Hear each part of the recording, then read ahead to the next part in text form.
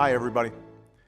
In the State of the Union, I laid out 3 areas we need to focus on if we're going to build an economy that lasts.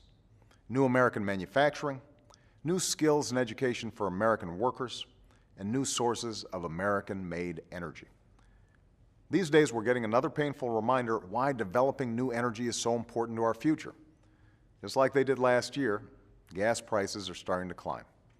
Only this time it's happening earlier, and that hurts everyone. Everybody who owns a car, everybody who owns a business. It means you have to stretch your paycheck even further. Some folks have no choice but to drive a long way to work, and high gas prices are like a tax straight out of their paychecks.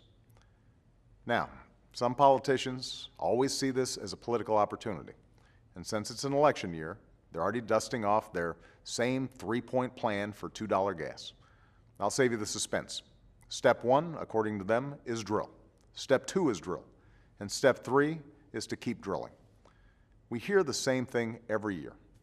We've heard the same thing for 30 years. Well, the American people aren't stupid. You know that's not a plan, especially since we're already drilling. It's a bumper sticker. It's not a strategy to solve our energy challenge. It's a strategy to get politicians through an election. You know there are no quick fixes to this problem, and you know we can't just drill our way to lower gas prices. If we're going to take control of our energy future and avoid these gas price spikes down the line, then we need a sustained, all-of-the-above strategy that develops every available source of American energy: oil, gas, wind, solar, nuclear, biofuels, and more. We need to keep developing the technology that allows us to use less oil in our cars and trucks, in our buildings and plants. That's the strategy we're pursuing, and that's the only real solution to this challenge. Now, we absolutely need safe, responsible oil production here in America. And that's why under my administration, America is producing more oil today than at any time in the last 8 years. In 2010, our dependence on foreign oil was under 50% for the first time in more than a decade. And while there are no short-term silver bullets when it comes to gas prices, I've directed my administration to look for every single area where we can make an impact and help consumers in the months ahead, from permitting to delivery bottlenecks to what's going on in the oil markets. But over the long term, an all-of-the-above energy strategy means we have to do more. It means we have to make some choices. Here's one example. Right now, $4 billion of your tax dollars subsidize the oil industry every year. $4 billion. Imagine that. Maybe some of you are listening to this in your car right now, pulling into a gas station to fill up.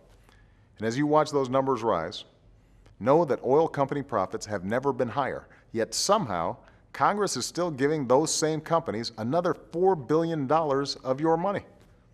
It's outrageous, and it has to stop. A century of subsidies to the oil companies is long enough. It's time to end taxpayer giveaways to an industry that's never been more profitable and use that money to reduce our deficit and double down on a clean energy industry that's never been more promising.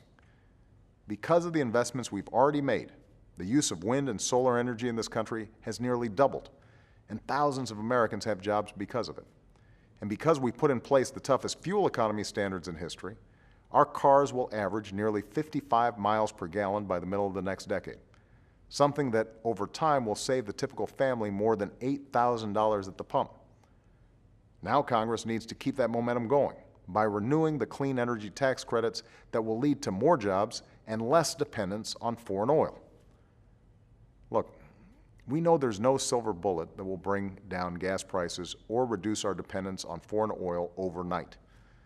But what we can do is get our priorities straight and make a sustained, serious effort to tackle this problem. That's the commitment we need right now. And with your help, it's a commitment we can make. Thanks.